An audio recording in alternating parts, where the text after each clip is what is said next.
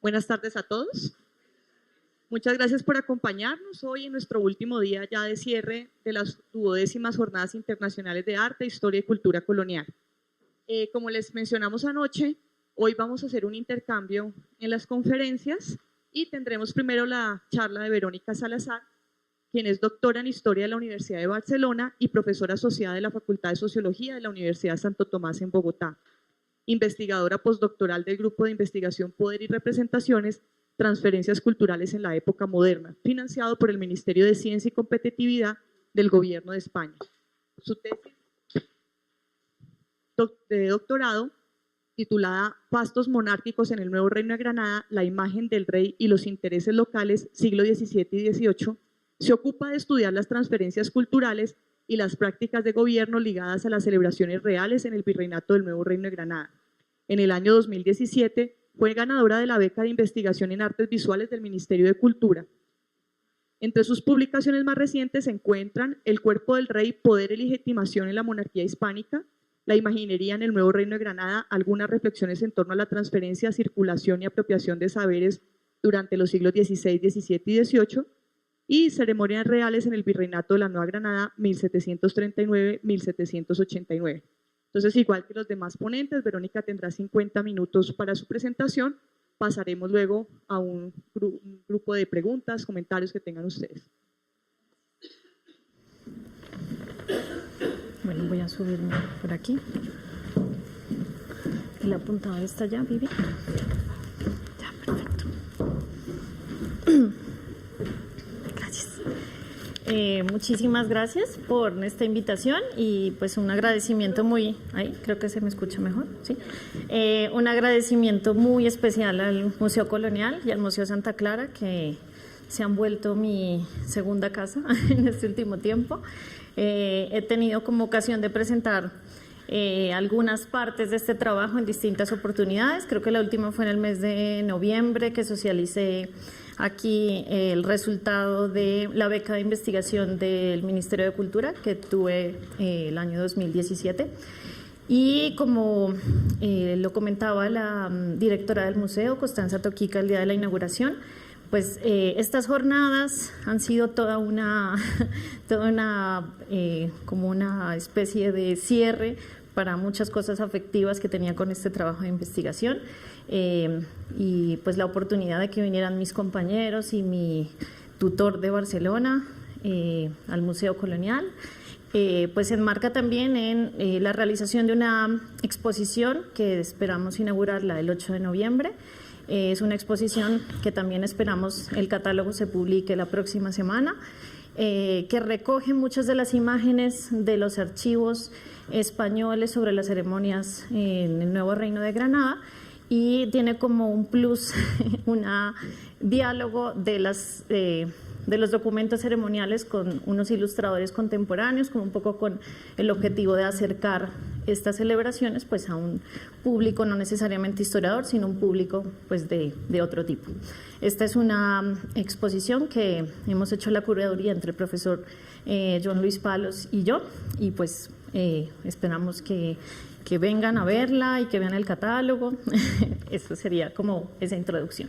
Bueno, lo primero que quería como comentar es que esta tesis que yo realicé y que terminé en el año 2013, pues recoge algunas de las líneas maestras que hemos planteado en estas jornadas en torno a la globalización y a las transferencias en la monarquía hispánica, y de alguna forma pues esta ponencia va como a recoger algunas de las ideas que ha dicho el profesor Palos, que ha dicho también Diego Solá, y pues por una maravillosa coincidencia que también el profesor Mauricio Nieto pues de alguna forma pues planteó. Entonces algunas cosas de estas les van a parecer seguramente repetitivas, pero creo que como se trata un poco de un día de cierre, pues vamos a hacer como un ejercicio de recoger estos conceptos y un poco aplicarlos, que es la intención, al estudio de las celebraciones monárquicas. Entonces, aquí sería un poco como yo soy así muy con el tema de los conceptos, entonces plantear aquí algunos de los conceptos que pues hemos estado hablando estos días.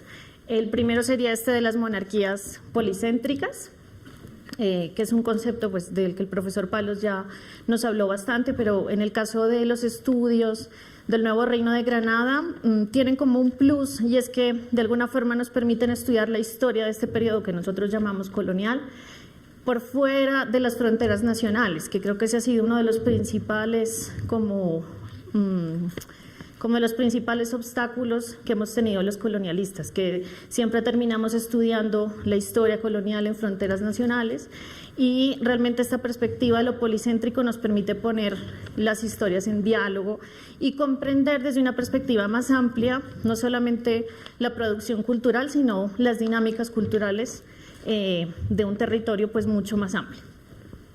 Luego, digamos, otro de los aspectos que me interesa resaltar es este de los travel concepts, que es un poco la línea en la que el grupo de investigación nuestro se está moviendo para hablar de los mediadores, como es el caso del personaje que Diego nos hablaba ayer, los mediadores, pero también las transferencias, los intercambios culturales, que complementa pues muchísimo esta idea de las monarquías policéntricas.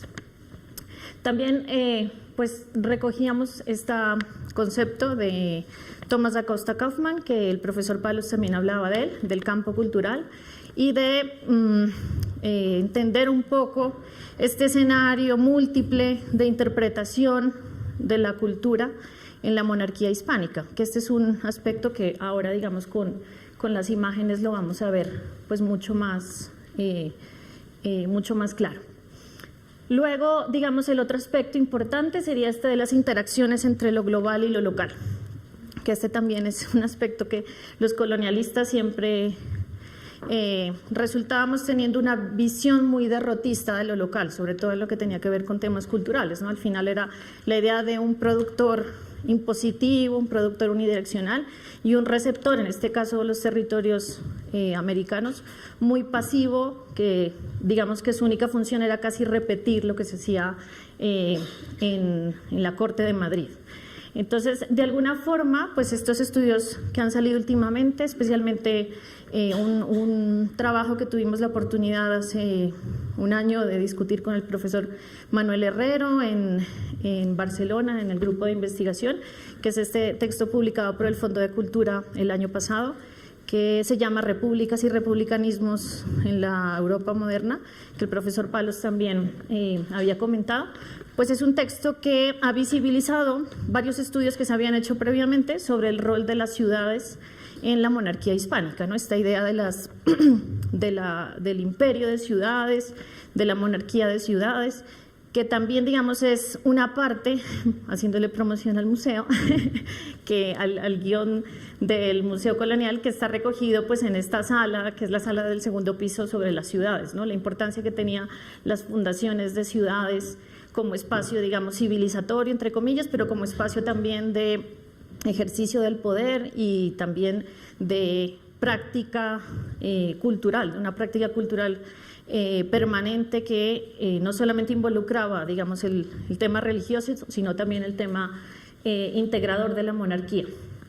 Luego, digamos, tenemos acá como esta otra noción, que son unos conceptos que hemos tomado prestados de unos autores que pues creemos que son útiles para entender la monarquía hispánica, aunque pues claro, con las debidas precauciones. Este concepto de soft power del que el profesor Palos hablaba, el concepto planteado por Joseph Nye, y yo ahí le agregué el de hegemonía cultural, pues que digamos es un concepto de Gramsci, pero que en el campo de la historiografía lo han utilizado Ginsburg, Carlo Ginzburg, Chartier, ¿no? Y un poco lo que plantea este concepto es la articulación de la cultura como espacio de legitimación política, ¿sí? Y un poco la problematización que tiene la cultura como un campo de que desde la perspectiva del poder se desea controlar, pero que no necesariamente significa que los receptores sean pasivos, sino que la recepción también se hace desde el punto de vista político. Y este último concepto, este sí es ya una adición mía, porque trabajo con sociólogos, estoy en la Facultad de Sociología y finalmente algo se me ha pegado. Y este es un concepto que utiliza mucho la sociología de la estructura de oportunidad política para entender el comportamiento de los actores sociales en determinadas coyunturas, que tiene que ver como con la lectura contextual y adaptativa que hacen los actores sociales, en este caso, pues las élites urbanas, y a partir de este concepto de la estructura de oportunidad política, pues entender cómo funcionan los procesos de recepción, de adaptación y de apropiación cultural.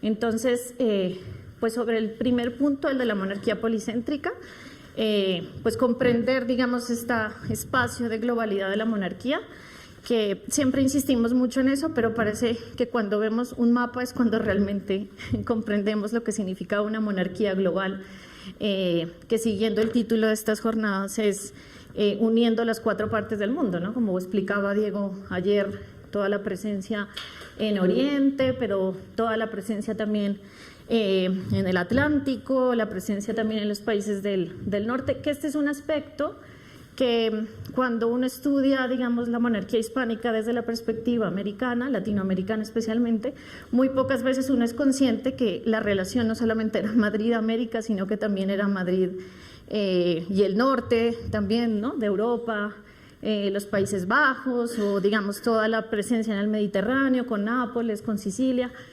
Entonces, digamos, esta posibilidad de estudiar como los territorios de manera comparada, creo yo, pues es fundamental para entender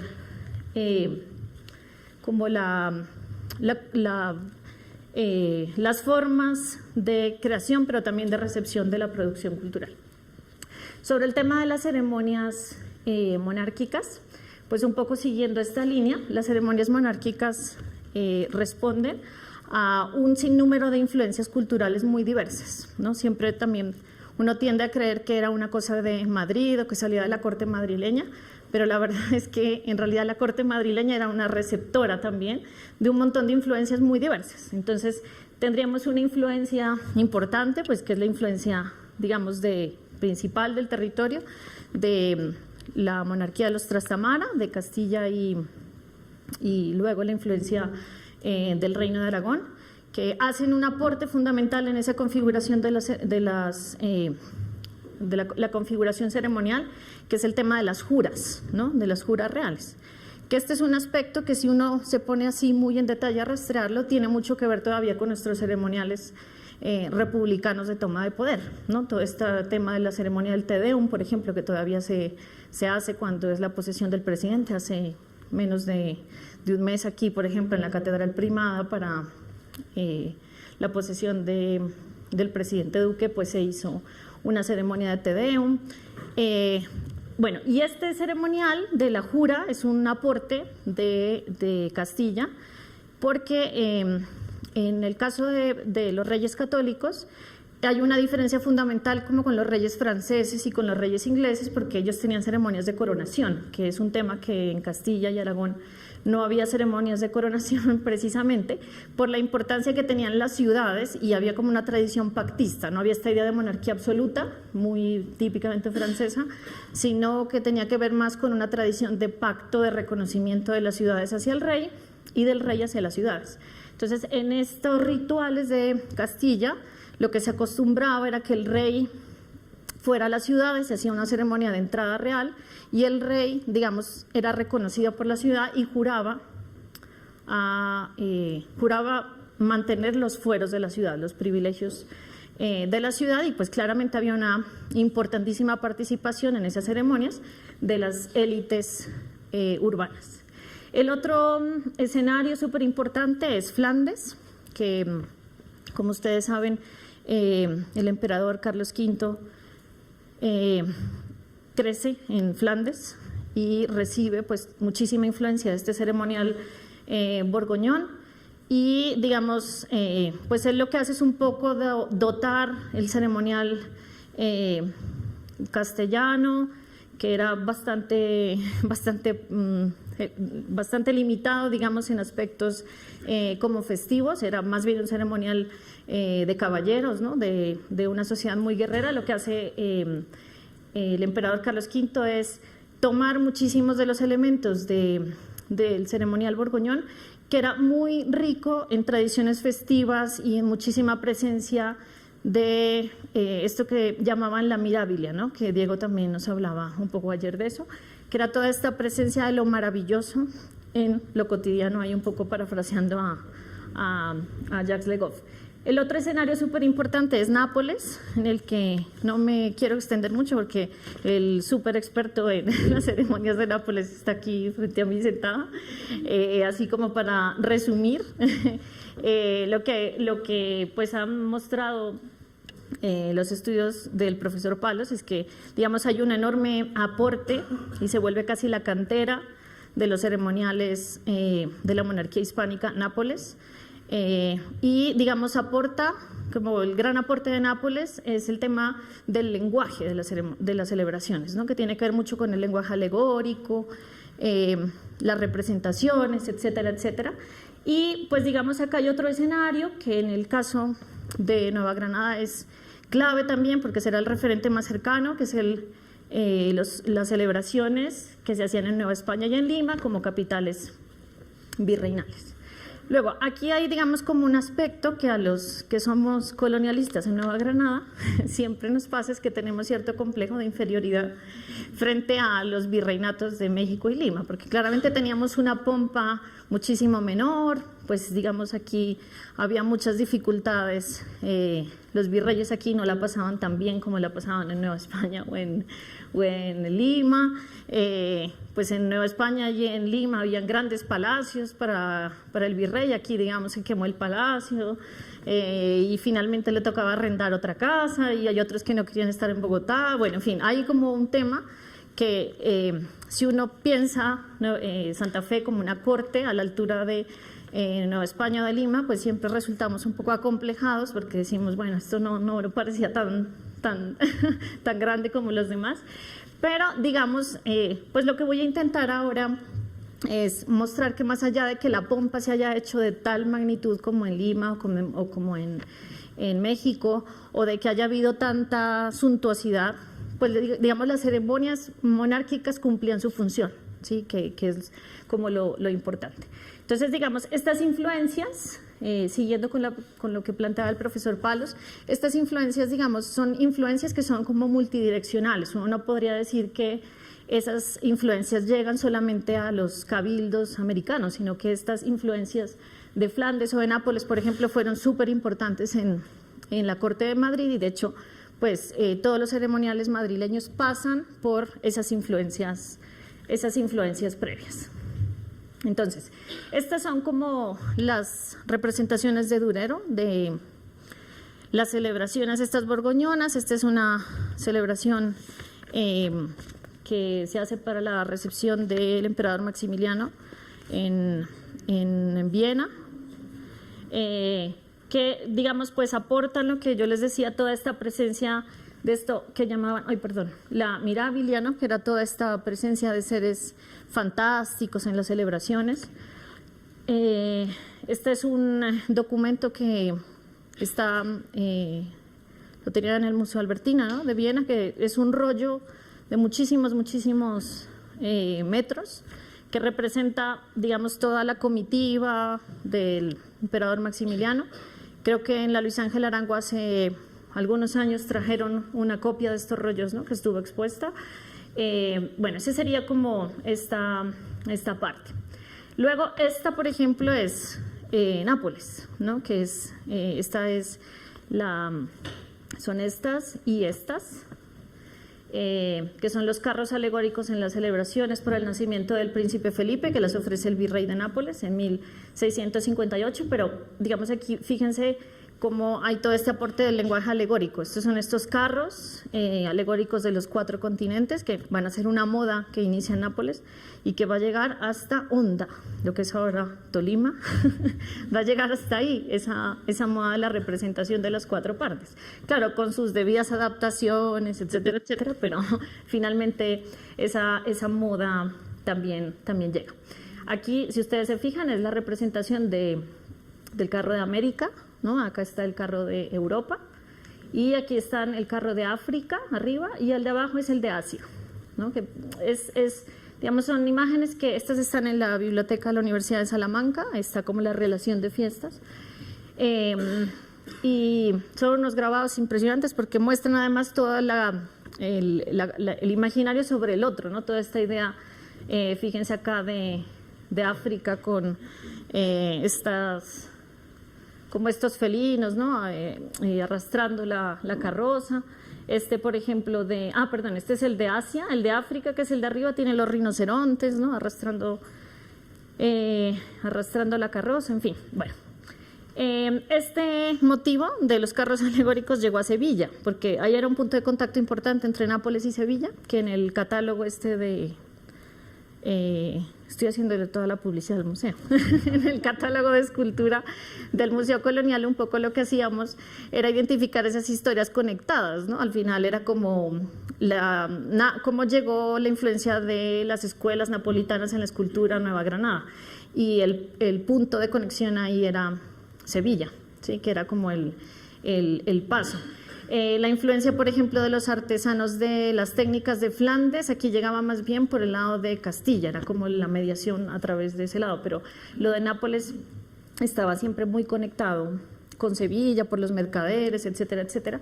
Y esta es una colección de 8 pinturas que están en el Museo de Bellas Artes de Sevilla, que son unos carros alegóricos que costea la fábrica de tabacos para celebrar el matrimonio de Fernando VI, y digamos estos son carros alegóricos que no representan las 4 partes del mundo, sino que cada uno corresponde a una mitología digamos específica, tiene que ver más bien con las estaciones, ¿sí? Entonces esta también va a ser en onda, también vamos a encontrar un tablado que se hizo con un motivo muy parecido, ahorita llegaremos a él.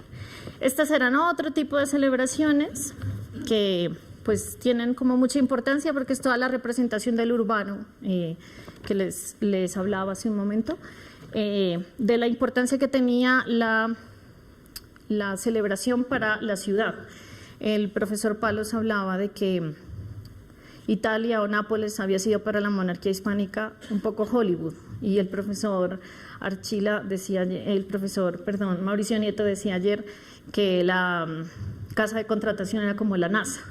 Bueno, yo creo que digamos que estas celebraciones podían ser como los Olímpicos o algo así, ¿no? Algo parecido a una cosa así que, digamos, tiene que ver que estas son siempre las discusiones que se plantean de cómo una ciudad que está quebrada o que tiene tantos problemas al final se mete en un gasto como organizado en los Juegos Olímpicos. Yo no sé si ustedes recuerdan cuando fue los Juegos hace poco en Brasil, en Río creo que fueron que siempre era ese tema, ¿no? ¿Por qué la ciudad que tiene tantos problemas se mete en ese problema mayor de organizar unos Juegos Olímpicos? Y claro, al final es que detrás de esta cosa se mueven muchos temas geopolíticos, diríamos ahora en el lenguaje más contemporáneo, ¿no? Todo lo que para una ciudad significa en temas de inversión, de posicionarse, por ejemplo, frente a competidores, de ganar espacio, ¿no? de ser una ciudad turística, por ejemplo, en el caso de Río, de proyectos urbanísticos, todo lo que se mueve.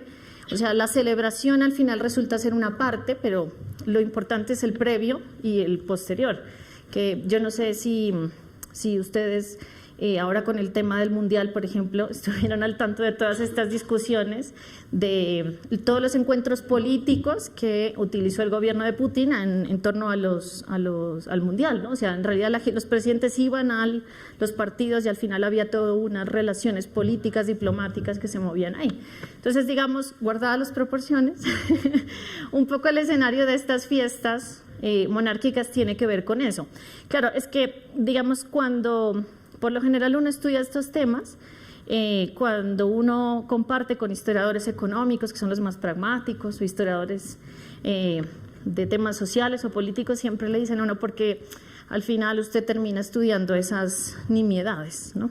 Que tiene que ver una fiesta, es un poco un tema medio medio superficial, pero en realidad un poco el ejercicio aquí es ver más allá de eso, porque no se trataban solo de espacios festivos y toda la importancia que eso tiene, sino que también pues la propuesta es empezar a ver como todos los espacios políticos alrededor de eso. Esta es una imagen que es muy conocida, está en el Museo de América, que es la entrada, se ve muy mal, pero es la entrada del Virrey Morcillo a Potosí, que es una imagen, digamos, muy célebre por todo lo que representa desde el punto de vista político, que pues Potosí es una ciudad muy rica económicamente, pero digamos muy marginal desde lo político, porque digamos siempre la capital era Lima, y era una ciudad bastante periférica, ¿no? O sea, muy central en lo económico, el corazón pues, del imperio, dice Silvia Rivera Cusicanqui, pero era muy marginal en lo político. Y esta es una imagen que de alguna forma se hace desde las autoridades para posicionar la ciudad, ¿no? Y un poco mostrar que es una ciudad que está a la altura de la gran capital para recibir al virrey pues con todo el boato, la representación de las autoridades locales, etcétera, etcétera. Y bueno, estas imágenes, perdónenme que sea tan torpe, pero soy malísima con esto, entonces siempre termino yendo atrás y adelante. Esta es una imagen también muy conocida de la Plaza de Madrid, toda la escenificación de la nobleza de Madrid. Bueno, en el caso de la monarquía hispánica, las celebraciones, pues un poco la idea que yo he tenido es intentar seguir a los conceptos y las teorías estas que les había contado al principio, era dejar hablar los documentos de acuerdo a su origen, ¿sí? Un poco separando los documentos de las celebraciones que se producían desde Madrid hacia los cabildos neogranadinos, separarlos de las reportes de las celebraciones que se hacen de los cabildos neogranadinos hacia la monarquía hispánica. O sea, un poco separando quién es el productor y el receptor. No sé si me explico. Entonces, por un lado, pues como el tránsito que tenían estos documentos, que tenían estas celebraciones era una cédula real que llegaba a los cabildos, la cédula real se emitía en la corte. Luego pasaba al Consejo de Indias, el Consejo de Indias a los virreinatos reales audiencias y cabildos. Entonces, esas cédulas reales lo que hacen es comunicar un acontecimiento de la monarquía, que tenía que ver principalmente con muertes de reyes y inmediatamente después de la muerte venía la jura, ¿sí? Entonces eran como dos rituales en uno. Esos documentos, digamos, tenían un productor, que era la corte, y tenían una intencionalidad específica, que era la intencionalidad de la que también hablaba el profesor Palos, que tenía que ver con el simulacro de la presencia del rey. Con esto del simulacro lo que queremos decir es que es una monarquía muy grande, la autoridad no es visible porque está muy lejos, nunca va a venir, y de alguna forma lo que había que hacer era presencia en los territorios a partir del único recurso que era viable, que era el simbólico. Que ese, digamos, es un aspecto muy importante, porque si uno lo piensa bien desde los orígenes de la construcción del Estado moderno, pues este es un problema fundamental para los Estados modernos, es cómo se puede obedecer una autoridad que no se conoce, o sea, no se ha visto visualmente. Y este es un tema que en el caso de la América hispánica, pues tenía muchísima más complicación que la que podía tener, digamos, los territorios peninsulares, donde había al menos la esperanza de que el rey en algún momento pasara o llegara o algo sucediera, pero es que aquí, digamos, esa posibilidad era imposible. Entonces, esos documentos lo que intentan hacer es crear la sensación de que el rey está, pero el rey está a partir de lo simbólico. Entonces, claro, en el caso de los territorios hispánicos hay un fenómeno como de reforzamiento muy fuerte que hay un autor que lo llama como la fetichización de lo simbólico, ¿no? Una presencia muy fuerte de lo simbólico que pues está muy representada por el tema del pendón. Por ejemplo, si uno ve los ceremoniales en torno al pendón, a veces están un poco de risa, ¿no? Porque hay todo este elemento o de los retratos, por ejemplo. Hay una celebración que Alejandro Osorio estudió en Lima, en el que le hacen unas condecoraciones al retrato, etcétera, etcétera, que si uno las lee parece un poco unas descripciones extrañas, pero digamos tienen sentido en la medida en la que obedece pues a una situación de ausencia de la autoridad del rey, pero de muchísima omnipresencia del símbolo. Y en esto hay muchísima influencia también de lo teológico, ¿no? Que es esta idea de que, claro, el cuerpo de Cristo no está, pero igual está a través del símbolo, pues el rey tampoco lo está físicamente, pero sí lo está a partir del símbolo. Luego, los receptores de... Entonces, la corte del rey emite el documento llega finalmente a los cabildos, que son los destinatarios últimos de la orden de celebración, y los cabildos, contrario a lo que pues yo en mi inicio de mi investigación, hace ya muchísimo tiempo, pensaba que, a ver, las cédulas reales dicen que las ceremonias son de obligatorio cumplimiento, pero en realidad es que en la práctica no era así, como siempre pasaba, ¿no? Que el profesor Francisco Ortega también lo decía, esto del obedezco pero no cumplo. Las órdenes reales se recibían, se les hacía, digamos, todo el protocolo de lectura, etcétera, etcétera, pero lo más frecuente era que los cabildos decidieran aplazar la celebración y el aplazar a veces se convertía en nunca realizarla, en muchísimos casos. Y los cabildos, digamos, tenían muchísima autonomía para que esto no representara para ellos un problema. Siempre, digamos, las excusas van desde que está lloviendo mucho, hasta que hay sequía, hasta que no hay dinero, hasta que hay una epidemia, hasta etcétera. ¿Sí? Entonces, otra cosa que frecuentemente hacían era unir celebraciones, que también era una cosa muy frecuente, y lo que terminaban haciendo con eso era salir del paso, quedaban bien porque decían, la cumplimos, pero finalmente pues no llegaban. Entonces, las cédulas reales por lo general están en los archivos de cabildo, mientras que, bueno, los cabildos, yo les decía, decidían si hacían o no la celebración. Cuando no la hacían, ellos levantaban un acta de cabildo diciendo que la van a trazar, etcétera, etcétera, y la cosa quedaba así. En algunos casos, y para esto está lo de la oportunidad política que les decía del concepto de la sociología, en algunos casos aparecen unos documentos que se llaman relaciones de fiesta, que son muy escasos en comparación con las cédulas reales, o sea, no siempre una cédula real se corresponde con una relación de fiesta, que debería ser un poco la lógica, ¿no? Siempre que hay una cédula real hay una relación de fiesta, pero no es el caso. Son muy escasas y las relaciones de fiesta se encuentran en los archivos de España, necesariamente, porque este era un documento que no era hecho para el consumo local, sino que era hecho para el consumo del imperio, es decir, para el Consejo de Indias y finalmente pues para la corte.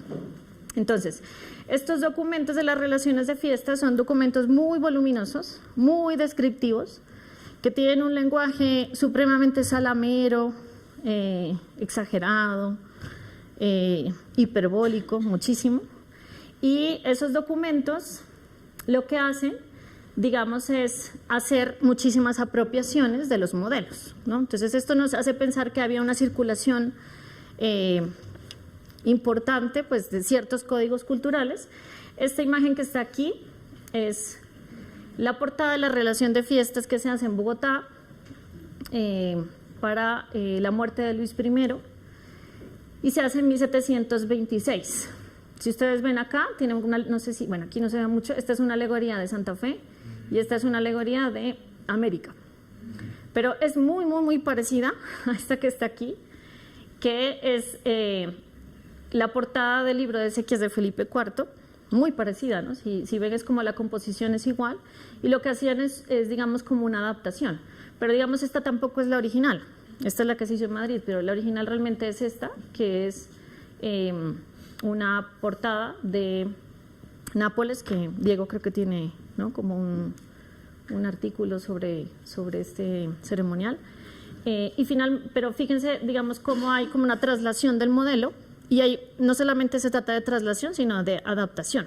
¿Sí? Al final, lo que hacen es, que es una cosa que, digamos, sucede con frecuencia en los cabildos, es tomar como el código global, digamos, de lo que estaba de moda, bien visto, atractivo, que todos podían interpretar, pero se hace una adaptación a lo local. Entonces siempre se meten elementos locales, que con lo local, que esto también se da como para malos entendidos, no tiene que ver con nada indígena, sino con lo local, tiene que ver con las élites criollas, ¿sí? Que ese es el punto, que este es, digamos, como un aspecto, ¿no? Entonces las élites criollas siempre quieren entrar dentro del canon, digamos, y por eso, pues fíjense ustedes, la representación que se hace de Santa Fe, pues es de una mujer, una alegoría, pues que se representa, bueno, tiene aquí abajo un cóndor, pero fíjense pues como la idea de lo castizo, ¿no? En esa representación. Bueno, esto igual sucede con los túmulos. Claro, aquí hay como diferencias en la calidad de la representación visual, pero más allá de eso, de que hay una imagen un poco infantil como esta, pero fíjense que la representación es muy parecida. Sí, entonces, claro, esto nos hace, no te preocupes, esto nos hace, digamos, como corroborar, a veces estas cosas conceptuales suenan bien en los conceptos, pero a veces en las fuentes no tanto, pero aquí lo que pasa es que en realidad son las fuentes las que hablan de los conceptos. Si hay uno aquí, digamos, igual que acá, uno puede rápidamente identificar que hay un escenario común, ¿no? Muy de consenso, de formas, de estéticas, que integran de verdad partes muy distantes, ¿no? Este es un túmulo que se hace en Quito, este es el túmulo que se hace en Santa Fe y este es un túmulo que se hace en Madrid. Sí, claro, hay diferencias en la calidad de la imagen, bla, bla, bla, pero como no somos historiadores del arte, sino historiadores, más, digamos, vemos más allá de lo que, digamos, de la calidad estética, lo que representan estas imágenes. Y sí representan un escenario muy visible, pues a mi modo de ver, como de integración. Esta es la Plaza de Panamá, que es una imagen muy bonita, de las pocas que hay de plazas, que es también una representación de la plaza para la jura de Fernando VI en 1748. Y digamos aquí con esto hay un escenario muy interesante que es como la creación de un tiempo común, ¿no? En una monarquía tan grande, pensar en la idea de un tiempo común. Al final todas las ciudades en algún momento estaban como en simultaneidad celebrando una misma cosa, ¿no? Que digamos es como el propósito que tienen las fiestas nacionales, ¿no? Al final todos los días, el 20 de julio, descansamos. Y ahí hay un escenario de comunidad imaginada, ¿no? Que plantea Benedict Anderson. Y digamos esto podríamos pensarlo como en estos espacios. Y pues fíjense acá, que les decía, esta es la reporte de la relación de fiestas, perdón, que se hace en el Cabildo de Honda, para celebrar la jura de Fernando VII, ¿no? Entonces aquí también un poco, fíjense cómo podemos cuestionar los mitos nacionales a partir de esto, que siempre pareciera ser que esto se hace en 1808, que claro, las historias nacionales siempre dicen 1808 ya estaba el proceso de independencia en marcha, nada que ver con el reino, no, sí, todo que ver. Estaban celebrando la jura y estas imágenes están acompañadas de descripciones, son descripciones larguísimas, que son unas descripciones, ya les digo, supremamente salameras, ¿no? Siempre diciendo que amamos al rey, que estamos postrados a sus pies, bla, bla, bla, bla. Y esta imagen, pues fíjense acá, bueno, esta es una imagen que en el catálogo la vamos a tener grande. Aquí está una cosa muy presente que era este tema de las mitologías, que son las mitologías griegas, pues claro, que han pasado por procesos de cristianización, Apolo, bla, bla, bla, que digamos se hacen aquí en este balcón. Y acá están estos tablados que yo les decía. Este es un tablado de mitologías también, pero este es un tablado que es muy bonito, que es el de las 4 partes del mundo. Aquí está América, aquí está África, aquí está Asia y aquí está Europa. O sea, hay como un escenario de códigos culturales muy compartidos, ¿sí? Que en realidad, digamos, el punto es cómo hay un escenario cultural común, más allá de las diferencias geográficas, de las diferencias sociales incluso, que lo que hacen es que la gente pueda comprender un mensaje, algo muy parecido a lo que nos pasa, creo, a nosotros en esta época con la publicidad, ¿no? No es necesario explicarnos que el logo tal significa Nike porque rápidamente lo reconocemos, ¿no? Reconocemos el chulito este como de Nike o reconocemos ciertos colores, lo que hacen los estudios de mercadeo, ¿no? No sé si les ha tocado que esas asociaciones de letras, de colores y rápidamente lo que hacemos en este tiempo, y lo puede hacer incluso creo que un niño, ¿no? Un niño pequeño puede reconocer un Mac, por ejemplo, ¿no? El símbolo de Mac o el símbolo de Mercedes, que tiene que ver más con el tema de codificación. Y uno podría rápidamente preguntarle a un niño si un logo de Mercedes, por ejemplo, representa un coche o un carro barato o caro, y el niño yo creo que rápidamente asocia que ese es un carro que tiene que ver con distinción social. Digamos, ese es un poco el escenario en que podría representar toda esa iconografía, que es el punto en el que hay un espacio de consenso en el que finalmente no se necesita decir mucho desde el punto de vista textual, además pensar que estas son sociedades iletradas, entonces la importancia que tiene lo visual, ¿sí? Y la importancia que tiene la codificación a partir de pues de lo iconográfico, que funciona mucho porque estas eran representaciones que ahí pues el punto es lo que hacían las élites locales era hacer estas relaciones de fiestas, enviaban este reporte a el Consejo de Indias, y aquí viene el punto, está como muy oscuro, pero bueno, ya les cuento ahí. Aquí viene como el punto clave.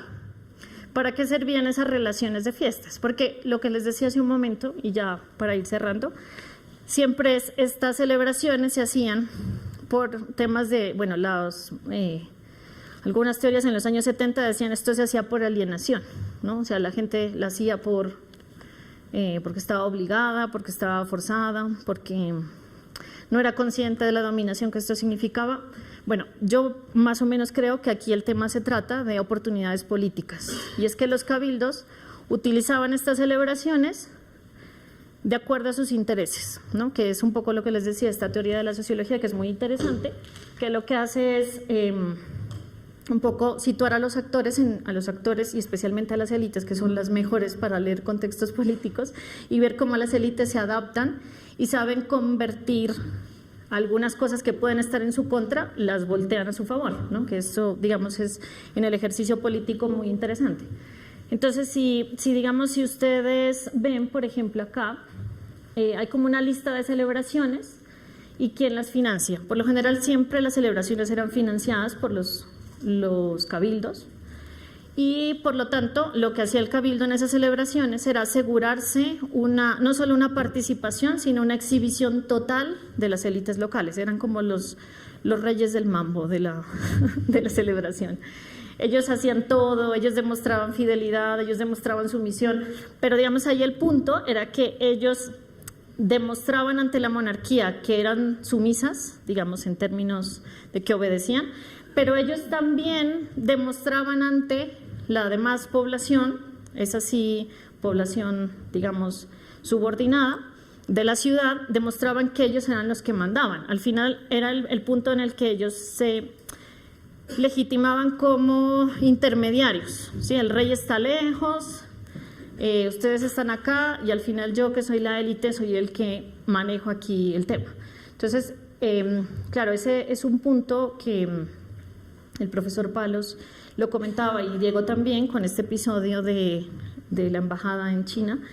Claro, ¿qué hacía la corona frente a la soberbia de estas autoridades locales? No podía hacer mucho. En realidad ellos sabían que el margen de maniobra que tenían era realmente poco, porque quienes estaban ejerciendo el poder realmente en los territorios pues eran estas autoridades locales, que fíjense que no es una cosa muy distante de la realidad nuestra, ¿no? Siempre al final los alcaldes de los pequeños pueblos mandan más en los territorios que un ministro, y al final al ministro le toca siempre, o va por ejemplo el presidente y le toca al final negociar, ¿no? Que esto es un poco todo este tema de las relaciones de caciquismo que hay en Colombia, ¿no? Frente a la política. Es unos poderes locales muy fuertes que cuando lo necesitan se muestran muy subordinados al poder del Estado, pero finalmente quienes mandan en los territorios son estas autoridades locales. Y claro, el poder, digamos, en este caso del Estado nacional, pues imagínense, si no puede hacer mucho en el 2018 para controlar a los alcaldes o a los funcionarios locales, pues mucho menos en este tiempo, y con una autoridad tan distante, pues todavía mucho más difícil. Entonces, ellos no siempre celebraban no siempre llevaban a cabo las celebraciones en los términos en los que debían, pero cuando lo hacían, extrañamente, aparece una intencionalidad política. O sea, ellos no hacen las celebraciones por hacerlas, ni por cumplir, ni por obedecer. Las hacen porque consideran que deben hacerlas porque pueden obtener un favor político, que era un poco mostrar sumisión, mostrar lealtad y al mismo tiempo pues obtener como el derecho de decir, bueno, yo estoy mandando aquí a nombre suyo, pero requiero ciertas cosas. Entonces, miren, aquí un poco así como para resumir, en Quito hubo una rebelión del Cabildo, de los miembros del Cabildo, y el Consejo de Indias los castigó quitándoles el alcalde. Y eso significó que estuvieron como aproximadamente 7 años sin alcalde, que algo, digamos que era un poco como cortar la autonomía del Cabildo. Entonces, claro, entre todos los recursos que se usaban para eso, claro, nombrar, mandar cartas, bla, bla, bla, en el barroco este tema de el gasto significaba, digamos, un tema de inversión, o sea, es un poco la idea de el regalo es una deuda, ¿no? Entonces lo que ellos hicieron fue celebrar, hacer toda una estrategia política que incluso incluyó, valga la redundancia, la promoción de una quiteña como santa, que es Mariana de Jesús, la Azucena de Quito, que era hija de una de las familias nobles que había sido castigada por el Consejo de Indias. Y además de esa estrategia de santidad de una quiteña, hicieron la celebración por la canonización de un santo catalán que en realidad en Quito no tenía mucho, que no había tenido una devoción, no tenía una iglesia, no había ni siquiera una imagen, pero les llegó la noticia de que en Madrid iban a hacer una celebración por la canonización de Raimundo de Peñafort, y bueno, ellos dijeron, esta es la oportunidad, hicieron una celebración impresionante, un poco, claro, excesivamente desmedida, si uno piensa, no era un santo muy reconocido ahí, pero botaron la casa por la ventana, y luego celebraron muchísimo las exequias de Margarita de Austria. Lo interesante es que esas relaciones de fiesta, que son muy pormenorizadas, finalmente incluyen una petición en las dos, que es, ya que hemos demostrado la lealtad, no sé qué, por favor, devuélvanos el alcalde. Ya hemos como pagado con estas dos fiestas la deuda que teníamos, bueno. Luego tenemos acá, por ejemplo, estas celebraciones acá que se hacen en esta coyuntura de 1631 y 1663, en Quito y en Tunja, en Pamplona, en Girón, ahí obedecen a una coyuntura también de las élites complicada, que era todo el tema del ataque del Consejo de Indias a la institución de la encomienda. Los encomenderos les estaban quitando todos los privilegios y ellos lo que hacen es, los encomenderos a través del Cabildo, organizar unas celebraciones por el nacimiento del príncipe Baltasar Carlos, botan también la casa por la ventana, después que hacen la relación de fiesta con todos los gastos, además siempre dicen estamos muy pobres, hemos dejado de comer para celebrar esto, no sé qué, después de eso dicen, claro, como hemos hecho tanto esfuerzo, merecemos que que las encomiendas sean consideradas, que no nos quiten porque de eso vivimos, bueno, en fin. Luego, con estas celebraciones de Luis I, aquella portada y aquel túmulo de las exequias de Luis I que habíamos visto, es un libro enorme de relación de fiestas, un manuscrito larguísimo, lo escribe Antonio Manso Maldonado, que era oidor de la Real Audiencia, y él hace toda esa descripción de los gastos, no sé qué, que él lideró esas celebraciones y finalmente dice como dicen que se va a restablecer el virreinato, lo habían suprimido de la Nueva Granada, quisiera que de pronto me consideren como virrey. Bueno, luego está este tema de la jura de Fernando IV, 1747, cuando ellos hacen hacen una celebración en Popayán enorme, que es muy bonita desde la descripción, no tiene imágenes, pero con descripciones de elefantes, de pigmeos, etcétera, etcétera. Y esa relación de fiesta se hace para solicitar que en Popayán se haga una casa de moneda, que esa era como una obsesión pues, de las élites de Popayán. Luego en Quito hay hay un episodio que es muy importante, que es esto que se llama la rebelión de los barrios en Quito, que hay todas estas élites quiteñas hacen como una sublevación, porque creo que es la primera celebración post reformas borbónicas. Claro, una rebelión que involucra además a todas las casas de nobiliarias de Quito, la casa esta de Monte Alegre, de Puño en Rostro, ¿no? El marqués de Monte Alegre, el marqués de Puño en Rostro, y lo que hacen es participan en esa sublevación de los barrios, les va mal en la sublevación de los barrios, los castigan, y entonces ellos inmediatamente le ponen toda la fe y el interés a celebrar una cosa que casi nunca se celebraba, que era el matrimonio de Carlos IV. Nunca los matrimonios se celebraban, o se celebraban, digamos, se decía que se hacía como un acto diciendo que los felicitaban y prosperidad y fecundidad y ya, pero esta sí, la casa por la ventana, y la participación, la descripción de esa fiesta es impresionante porque es supremamente política, ¿no?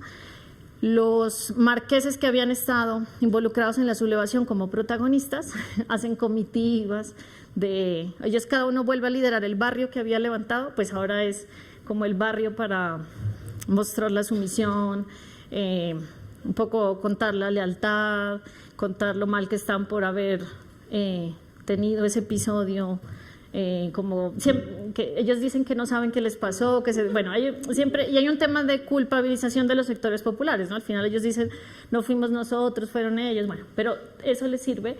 Y luego celebran el cumpleaños de Carlos III, que eso ya es un poco una medida desesperada porque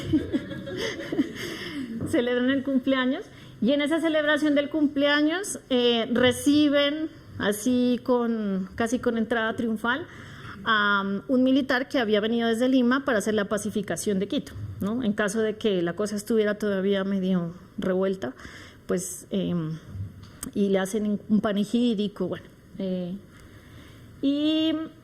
Claro, y siempre está el tema del perdón, ¿no? Del perdón. Luego, hay una cosa interesante aquí, en el Socorro, por ejemplo, se hace también una fiesta para pedir perdón por la revuelta de los comuneros, ¿sí? Que esa no sé por qué aquí no la tengo, pero está arriba. Sí, esa se hace en el Socorro para pedir perdón, ¿sí? Y se hace ahí también la celebración de la proclamación de Carlos IV para pedir perdón por haber hecho pues la revuelta esta de los comuneros. Y digamos tenemos esta proclamación en Guaduas, que es muy interesante, que esta tiene un patrón ahí un poco diferente, porque esta sí se hace a título personal. Claro, ahí los que utilizaban estas celebraciones, en la mayoría de los casos eran los cabildos, pero en algunos casos también las utilizaban ciertos individuos de la élite para promoverse socialmente. Entonces este hombre lo que hace era un corregidor, pero él, digamos, hace la relación de fiestas y dice, ya he demostrado mérito, me gustaría ser alférez real. Luego, bueno, acá como para resumir, esta de Honda, con estas imágenes tan bonitas, tiene que ver con eso también, ¿no? Esas fiestas las financia, que son estas fiestas, ¿sí?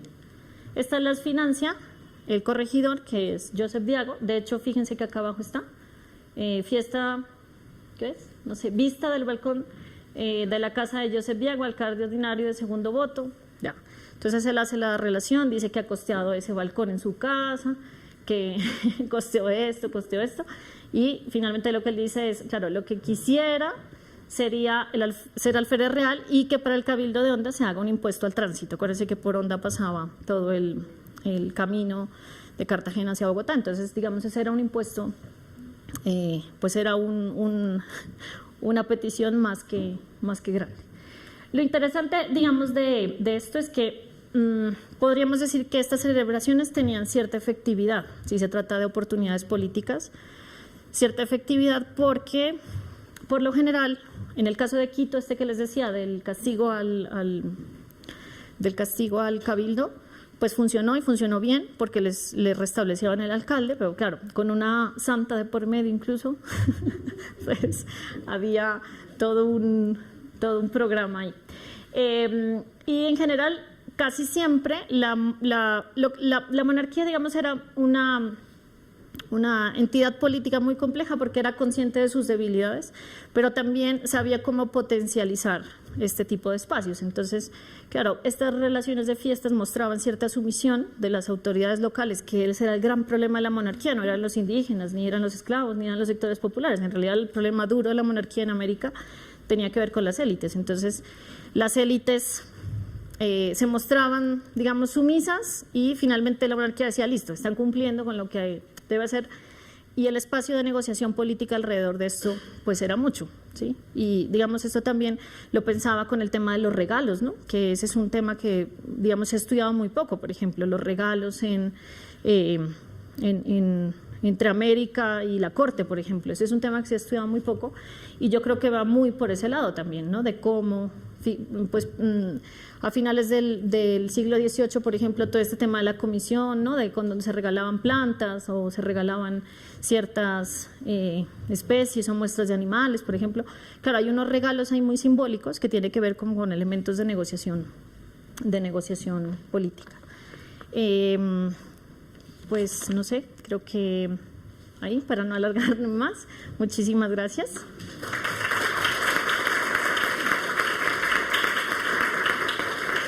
Te voy a pedir que uses eso para poderlo pasar. Ah, sí. Bueno, Verónica, muchas gracias por esta interesante intervención y entonces pasamos a preguntas.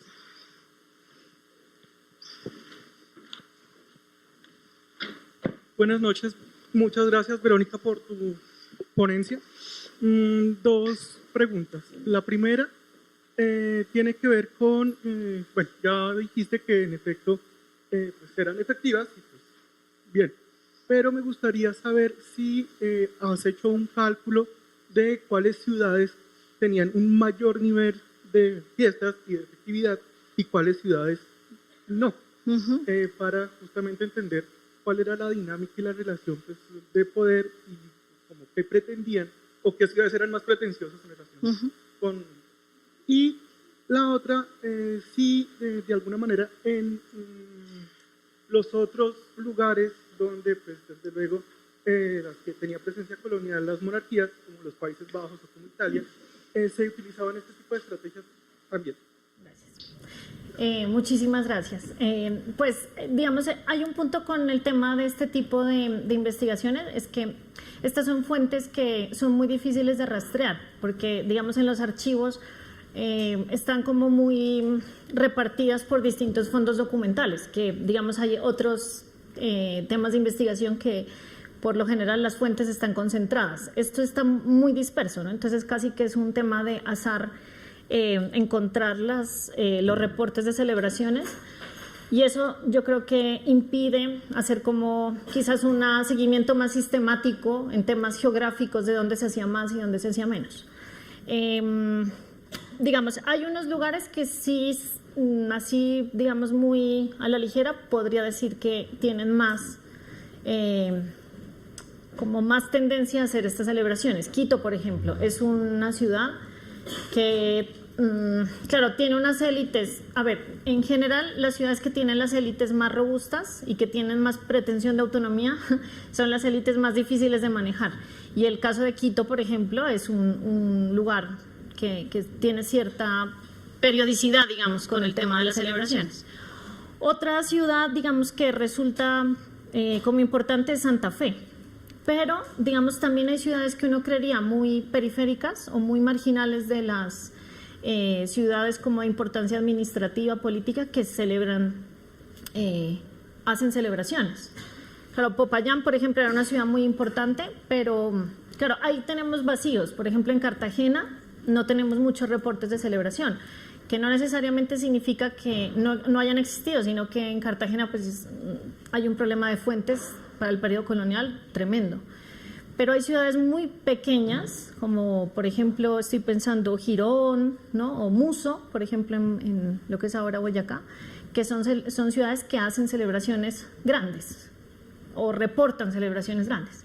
Que ahí el tema también es, digamos, yo no siempre creo que las relaciones de fiesta correspondan a celebraciones que en realidad se hayan hecho, porque no importaba tanto si se hacían o no.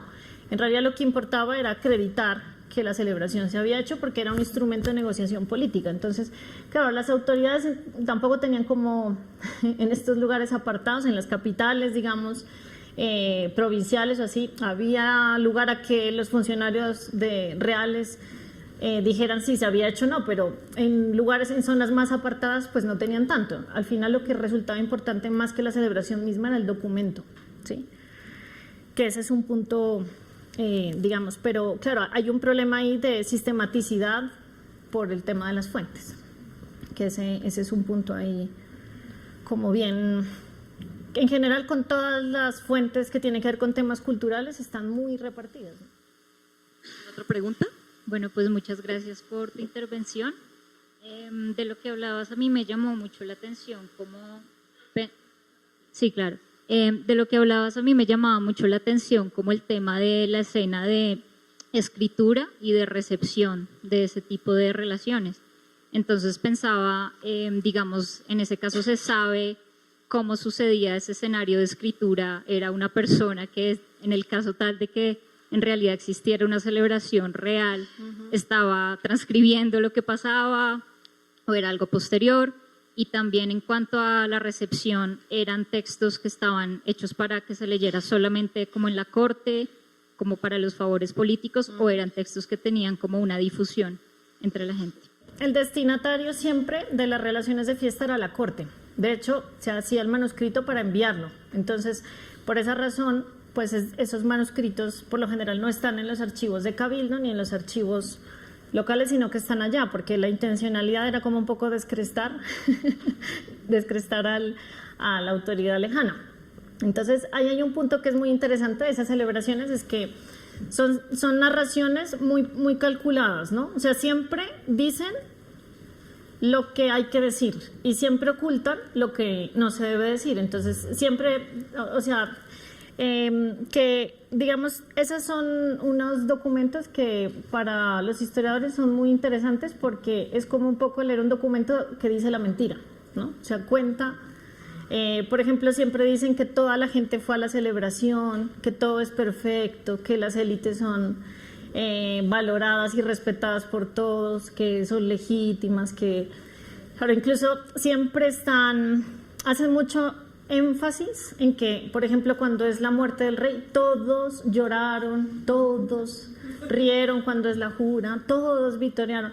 Pero hacen énfasis en eso porque un poco de eso se trataba, ¿no? Como un poco, claro, en general todas las fuentes son hechas desde una perspectiva de poder, pero estas sí que son más. Entonces, tienen muchos silencios y son silencios que no son silencios, digamos, como que hayan pasado porque no se olvidaron, sino que son silencios muy a propósito.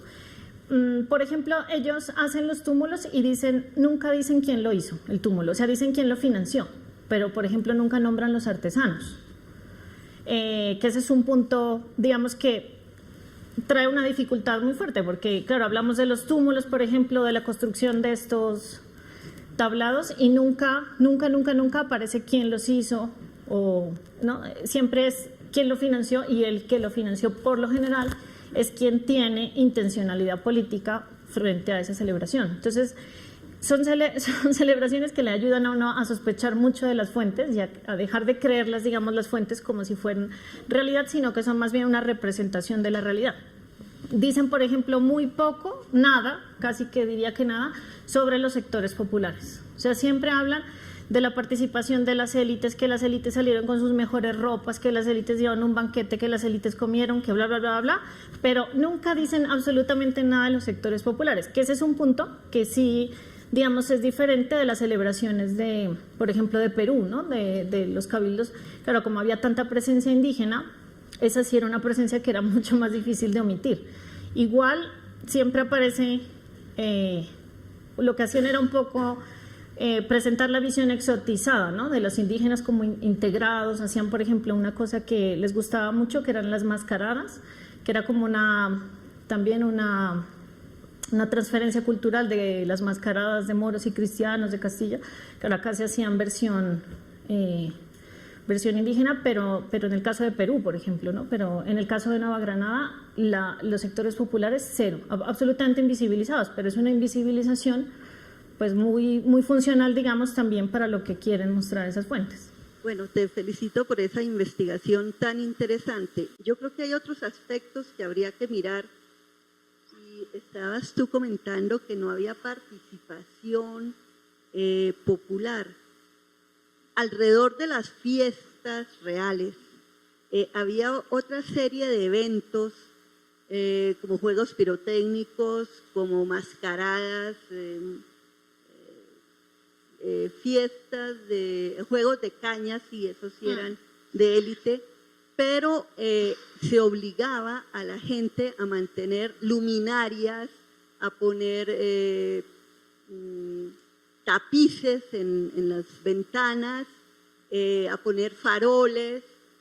Ahí participaba pues todo el mundo, indudablemente. Lógico, hay unos desfiles, hay unas cosas que sí son de las élites. Tú tienes al cabildo, tú tienes al corregidor, o sea, está la aristocracia, digamos, de todas las grandes ciudades. Hablaban de otra cosa. ¿Qué ciudades hacían fiestas?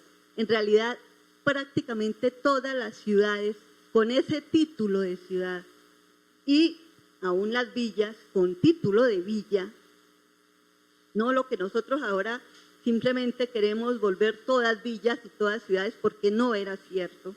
Las que se fundaron como ciudades, pues los cabildos hacían esas celebraciones. Ahora, ¿quién estaba obligado? Entre otras, su cargo, además de portar el pendón real, el alférez real costeaba las fiestas. Por eso me pareció muy curioso las personas que tú hablabas que querían el cargo de alférez, porque era una obligación del alférez normalmente costear las fiestas, y en algunos casos, bueno, eso lo he leído en Tunja, el alférez real tiraba monedas de oro a la gente. Entonces tú ves ahí el pueblo participando en esas celebraciones. A ver, no creo que no era el punto que no hayan participado los sectores populares, sino que en las relaciones de fiesta no son los protagonistas de las celebraciones, o sea, de las narraciones, porque pueden que hayan participado. En efecto, pues digamos, lo que se propone en las celebraciones es hacer como una interrupción del tiempo productivo, ¿no? Un acompasamiento, el tema de, por ejemplo, en una época donde había oscuridad, donde las ciudades eran muy pestilentes, pues claro, todo ese tema del ornato de la ciudad, de las luminarias, lo que hacían era como una interrupción, ¿no?, de la cotidianidad, y claramente pues en esa interrupción estaba el carácter persuasivo y de simulacro de la monarquía. Y claramente pues los sectores populares en esa parte, pues claro, los sectores de la ciudad, pues en general todos eran convidados a participar, pero las celebraciones, los protagonistas eran las élites, porque eran las élites las que organizaban. En general en Nueva Granada no es necesariamente el alférez el que financia. El que financia por lo general es el cabildo, y lo utiliza pues con mucha estrategia política, no siempre se hace. O sea, el tema es que, claro, si uno encontrará como continuidad de las celebraciones, pues uno podría alegar que se obligaban, ¿no?, o que se forzaban. Pero el tema es que no, porque los reportes de celebraciones que no se hacen son muchísimo más de los que se hacen, ¿no? Que siempre ellos decían, que está lloviendo, que no tenemos, que bueno, yo les digo, excusas miles, pero digamos ese tema de las excusas era una práctica muy frecuente con el tema de los impuestos, por ejemplo, que era quizás mucho más neurálgico, y si ni siquiera con los impuestos las autoridades imperiales podían hacer mucho para obligar, pues mucho menos para esas celebraciones, ¿sí? Y con todas las dificultades además geográficas y de territorio. O sea, piensen la distancia que había, por ejemplo, de Santa Fe hasta Pasto, ¿no? Imposible, o sea, Tunja probablemente cerca, pero a Pasto o a Cali pues había muchísima dificultad, no había posibilidad física de imponer ninguna decisión, ¿no? Entonces, digamos, en ese aspecto, claro, lo que hacen las élites en esas narraciones es precisamente siempre nombrar esas palabras, siempre, todos, que hace parte pues de un poco de la retórica, que es muy característica de las élites locales. En general sigue siendo ese un tema muy, muy recurrente, ¿no? No es algo muy distante. Digamos, si uno analizaría con ojos de sospecha la correspondencia, por ejemplo, entre, no sé, los altos funcionarios de la presidencia y los alcaldes locales, yo creo que encontraría lo mismo siempre, ¿no? Que es decir, siempre estamos haciendo, todos participaron o todos están, no sé qué, y al final la realidad pues es muy distinta. Y también lo que les decía, la competencia, si hoy es muy difícil, pues digamos forzar ciertas cosas, pues mucho más difícil en ese tiempo, donde además la tradición y el peso que tenían las ciudades era muy importante. O sea, la ciudad realmente era un espacio de representación política, pero además un espacio de autonomía económica. O sea, la ciudad era una arteria muy fuerte del imperio, pero además era un músculo también que a veces le lograba disputar muchísimos escenarios de poder en la práctica, aunque en lo retórico ellos siempre se cuidaban de guardar las formas, pero en la práctica pues la cosa era mucho más compleja. Y digamos, claro, en ese punto ahí a veces yo también siento que cuando se trata de documentos como este, también a veces pasamos de crédulos con las fuentes, ¿no? Siempre damos por sentado que lo que dicen las fuentes es, y ese es un tema que a los historiadores también nos mueve, estamos siempre muy formados en creer siempre que la fuente dice, pero a veces la fuente también calla y eso también dice de la fuente, ¿no? Y eso también yo creo que nos obliga a problematizar un poco más las intencionalidades que las fuentes tienen, ¿no? Las fuentes están hechas para un receptor en particular y de acuerdo a ese receptor, pues obviamente las descripciones o las narraciones pues pueden ir modificándose. Bueno, bien, muchísimas gracias, Verónica.